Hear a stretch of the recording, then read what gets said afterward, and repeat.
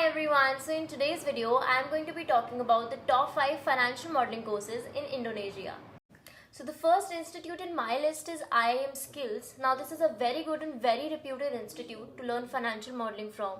Now the average duration of their course is about 4 months and the fees of the same is about $400 to $500, and they have very good faculty, and they also provide you lifetime access to their resources, which means that once you enroll in the course, if anything changes during your lifetime, if any material changes in the course, you will still have access to it.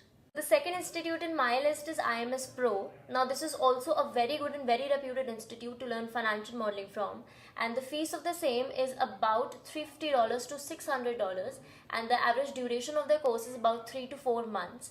Their faculty is also top notch and the quality is also great. Now the next institute in my list is Wall Street Mojo. Their financial modeling course is about 3 months long with the average fees of about $600, and I know it's a little bit on the expensive side, but their quality matches their fees, and I think you should definitely go for this course. Now the next institute in my list is CFI.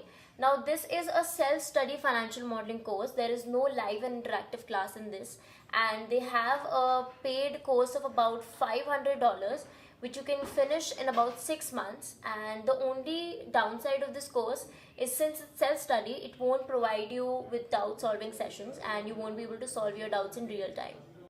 Now the last but not the least institute in my list is Edu Pristine.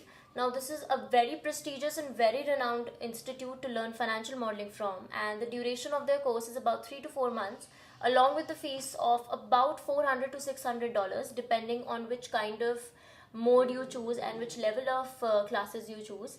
And it's a very good institute, and I would advise everybody to take the demo sessions of 1 to 2 hours of every institute and then learn for yourself, then decide for yourself which institute you want to enroll yourself in, depending on what trainer suits you, the teaching level, what kind of teaching method is good for you, and you should choose accordingly.